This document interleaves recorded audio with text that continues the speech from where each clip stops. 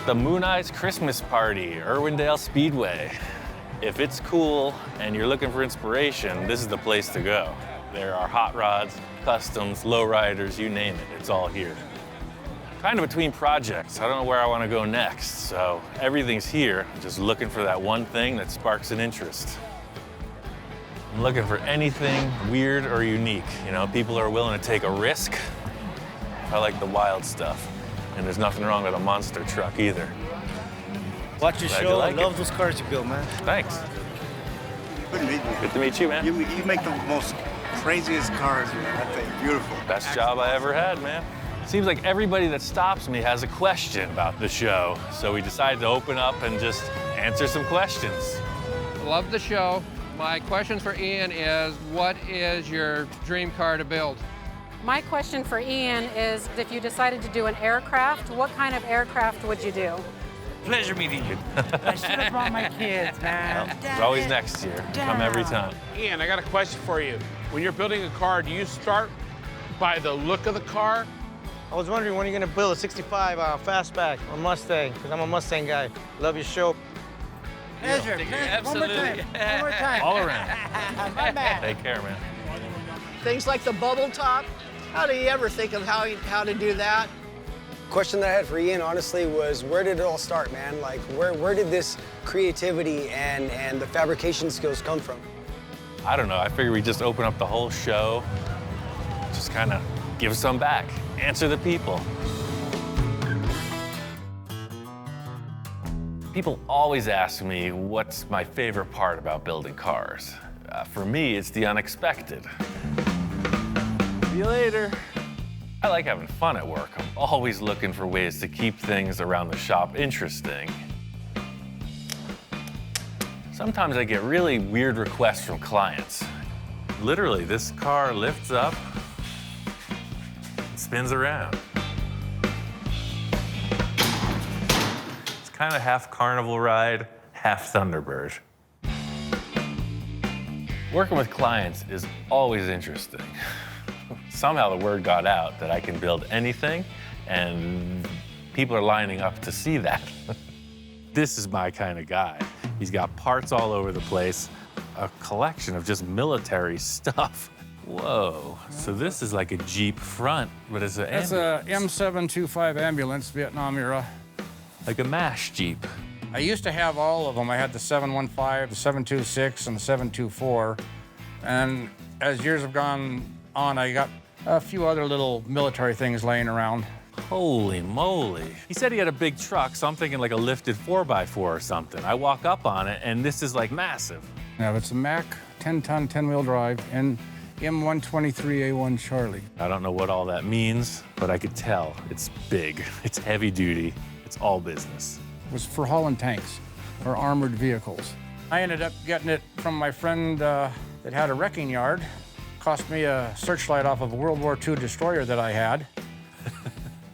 So, I mean, what's the end game? What's your ultimate plan for this fine The end machine? game, I'm going to use it as a fully self-contained all-terrain motorhome when I want to go camping and or four-wheeling. Anywhere. And pretty much anywhere if it'll fit. I see. Every day is a new adventure. I never know what's coming through the door. You know the saying, necessity is the mother of invention? That was definitely the case with my electric Dune buggy trick. I got two batteries in the passenger seat, a 6-volt and a 12-volt. What it's gonna do is give me the opportunity to choose a low gear and a high gear. I'm not that familiar with electricity. I am literally stabbing the terminal with a big old cable manually. Right-hand drive, ting. So we got a low gear, right? 6 volts. Then quick to 12. And we're off. You know, I really wasn't that nervous. I'm ready to go out at any time, you know. This Dune buggy would be a great way to pass.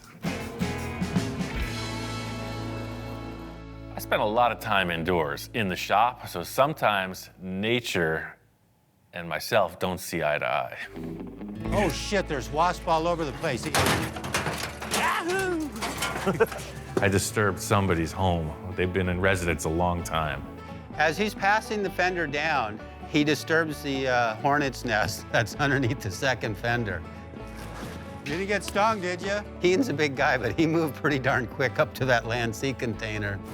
My cat-like reflexes allowed me to avoid utter failure. I totally got shocked, you know? You're just moving along, doing your thing, and then, like, you know, total adrenaline rush. Here they come. Wow! Somehow I ended up on top of the shipping container with a broom in my hand, just reaction. With every project, you are looking forward to the first time you start it up, you know? Get that thing going and you're cruising the boulevard. Sometimes it doesn't always work out that way. Whoa, whoa, whoa! Holy shit. What do you got? Nothing. You got any rags or anything? And all of a sudden, it's like, this whole thing just starts up in flames, you know? I've lit stuff on fire plenty of times. I'll grab a rag, you know, casually walk around the shop. I turn my head and it's a blazing inferno. This thing's been dumping fuel the whole time it's been running. I whip my shirt off, I'm trying to snuff it. No dice, this thing is hot. I guess you don't have a fire extinguisher, huh? I got 3 fire extinguishers right on the wall, and I'm like, I don't want to mess up his bike. I know what these things do, so I'm just hoping it'll go out. And that sucker is flaming. It's 7 feet tall. I gotta use the extinguisher. I puffed it lightly, you know, just a little pop, went right out. Sure thing. In the end, we didn't melt anything really. Some of the insulation on the wires got charred up. It's not the end of the world. I'm just glad you remembered you had a fire extinguisher. I was looking around all over the place. I knew where they were, but I'm just like, I don't want to make a mess. It's only Kai's motorcycle. I don't want to dirty the floor. Thanks a lot. One of the most fulfilling things in all of these projects is that I'm kind of reliving childhood dreams. That way. It's like the magic carpet ride. I've been waiting my whole life for this. It's been said to me, if your 10-year-old self could see you now, would you think you're cool? The answer is yes. It's working. It's working. Even at 47, I'm still 10 years old deep inside. A lot of people forget that.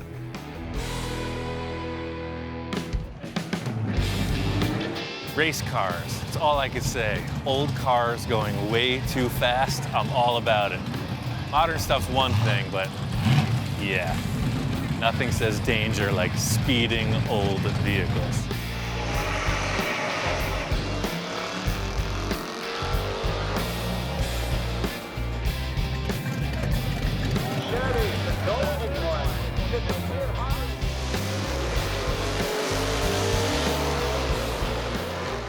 My question for Ian is, where do you get your inspiration from? How do you still stick with using all the old school tools instead of working with modern day fabricating tools? I find inspiration in everything.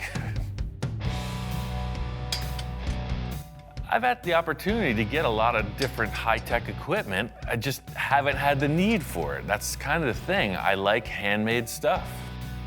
This van, it's coming together. I think I'm gonna just make 2 simple round tube bumpers out of this round tube. Tube bumper is super simple. I'm gonna use the stock brackets, trim them down, bend the tube to fit. It'll just be as wide as the van. So I'll cut it off right there and weld it on. So it'll just be complementary to this center detail. I just put end caps on the tube and sanding them down nice. And that's the story. The whole concept with these bumpers is not like off-road Thrasher tube bumpers. These are just little details that make it look like it's a finished piece. It's pretty simple, right? That took me about 1 hour. See, the whole thing here was like you had this big, bulky, squared-off bumper. Now you're just showing off the shape of the body. And that's pretty cool. My whole life is just looking for stuff to manipulate into these, you know, crafts projects I do. All the interior upholstery panels are going to Jack, but the headliner is not. This is gonna be the headliner, a 6-foot reed fence with natural finish. My plan here is to take this fence and stick it on the roof. and make a nice headliner out of it. In the middle of it, if I start to think that it's kind of weird to use this, I know I'm on the right path. It's like Tiki Island in here. This is oversized, so I'm just gonna kind of creep it forward and trim as I go. Once I got the thing really stapled up to the windshield, I could tell it's gonna work. Okay, now just trim the shrubbery. A little yard work, get the rest of the headliner in. How can you not like this?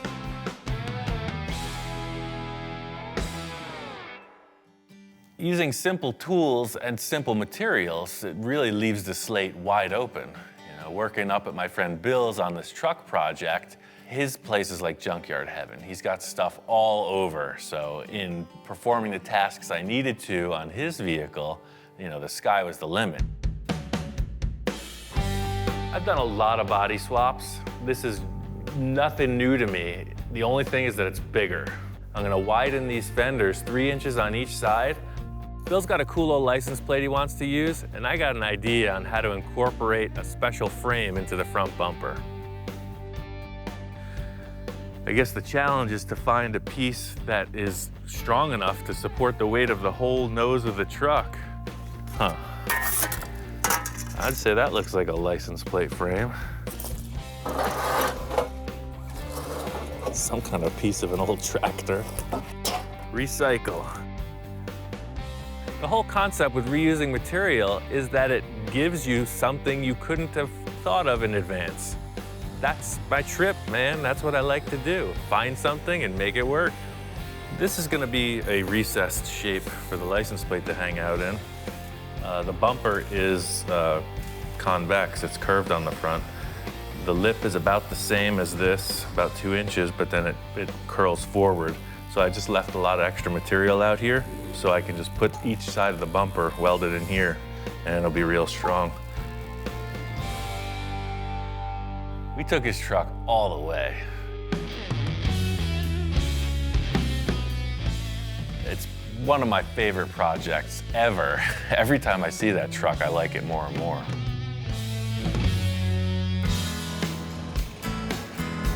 The question that I had for Ian was, where did it all start, man? Like, where did this creativity and fabrication skills come from?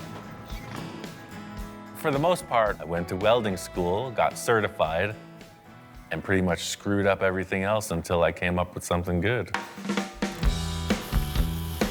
That's the thing. I learned by failing. I screwed up a lot of stuff.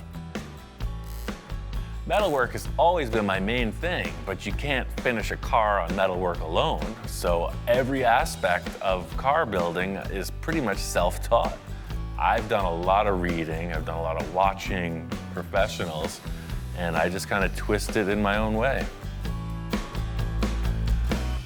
Paint is one skill I've been trying to hone. I think the greatest blessing for me has been in that I've been able to work with some awesome painters, awesome fabricators, and just in being able to watch them at their craft has really upped my game exponentially.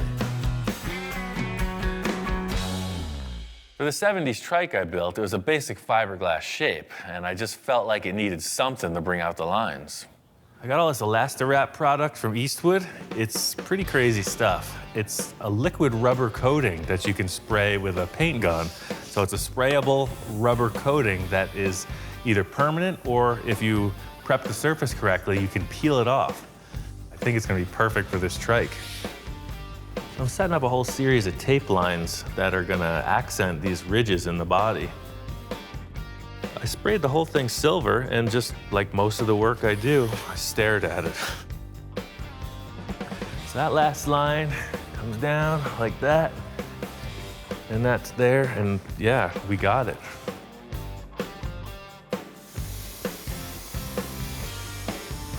All right, it's the moment of truth. Oh, look at that. Quality control. Here he is. What do you think, man? I'm pretty happy with this.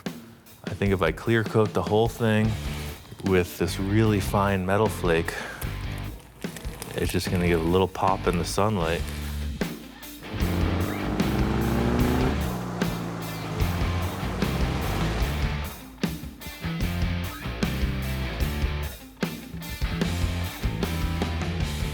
strike paint came out pretty cool, but it just made me want to be even more ambitious.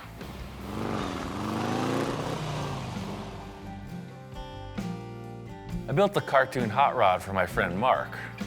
It was based on Johnny Jalopi's drawing, and I knew that I was gonna have to up my paint game to really get the look of those graphics. In an effort to stay true to the drawing, I had a guy who does stickers scan this into his machine and cut them out on his vinyl sticker cutter thinger. The whole thing with this project is proportion. If I just stuck a generic number 5 on the side, it wouldn't look like the drawing. So just like the rest of it, I'm gonna try to tailor this graphic on the door so that it fits the proportion of the vehicle, and I think that's just gonna nail it. I'm gonna use this template and make a stencil to paint the graphic on the car. It's basically a 3-color design, so I need to mask it off for that. This is the first time I met Johnny Jalopy. You know, he drew the cartoon hot rod, and right away we hit it off. I could never imagine anybody taking a drawing of mine and building it in real life. Of course, it's a dream. I sent Johnny a message, told him, hey, we're gonna build this thing. What do you think?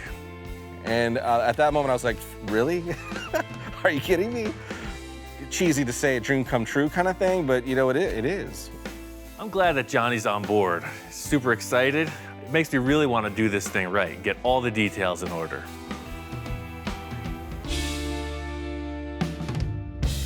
The car turned out great. The paint helped sell the whole concept. Aha. Hey, man. Hey, what's going on? Holy cow. What do you think about that? Kidding. Johnny and I collaborated again. This time was on a personal project for me as the space junkie. With this project, I really wanted to push the limits, come up with a really unique paint scheme. I'm a little nervous, way excited, because you know, we'll peel and pack just to see if the graphic worked. And the more that got peeled back, the more excited I got. You know, like it's gonna work. Once I got the brown paint on, we pulled off the tape. It's looking good, but it's still kind of unknown until we get the second color in place. The whole design gets taped over yet again for another color. This part becomes super critical, that we really are meticulous in making sure that the turns are good and the lines are crisp, because this is gonna be the graphic. The next color was this cream tone, and that has the silver flake in it. We put that on, and you can really see the effect of the metal flake. Pulling off the last set of tape, you really see the contrast, and that's it. It's sparkly. It's like Las Vegas. So we laid graphics down, we got this cool chassis, and now it's the excitement of knowing that Ian always takes it to the next level. And what is that next level gonna be?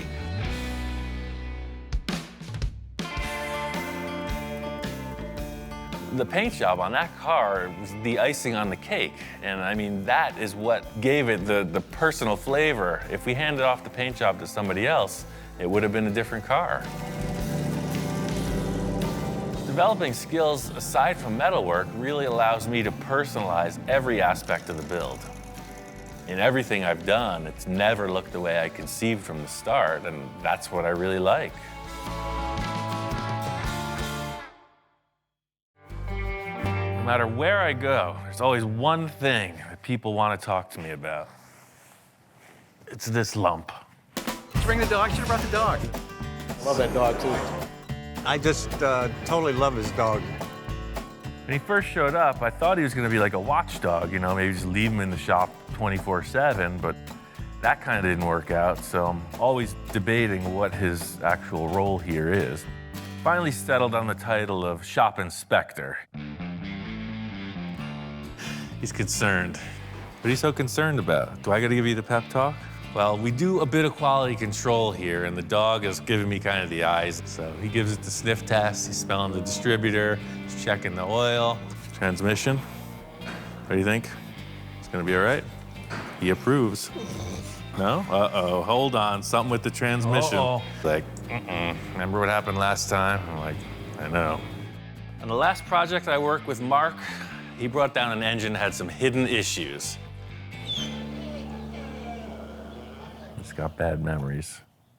Now, sometimes there's a lot of judgment bestowed upon me, and you know, he's all love and licks one minute, and he's all criticism the next. You understand? It's pretty simple, but it works. I could see the concern in his eyes. He's got 2 long drool strings coming out of his cheeks, and that automatically is a cause for concern. And then he's given the shifter in the eye. You're not impressed. You're concerned? It looks unsafe? Don't drool on the primer. He's just checking out the block sanding. He's not very impressed. It's gonna get better, man. It's all a process. Just like any other car enthusiast, everybody's got their own personal favorites. Seeing what goes on around the shop sometimes, it's a little hard to handle. I think we're just gonna trade out somebody's water bowl. Here you go, drink up. Look at that. Now that is a shape. Stainless steel. You need this? I didn't think so. Not really sure what his favorite builds are, but 100% on what his least favorite was. This is being repurposed. It's just part of what we do here. I know, it's your favorite accessory, but look at that. You have that look of detachment in your eyes. It's time to grow up. It's time for a next chapter in his development. I can put some kind of a gauge right here on the space. This is gonna be painted and finished like the rest of the car. I'm just looking for the right shape. Don't look so concerned, man. I'll get you another one. Even though it pretty much hurt his feelings, in the end, he loved the dashboard.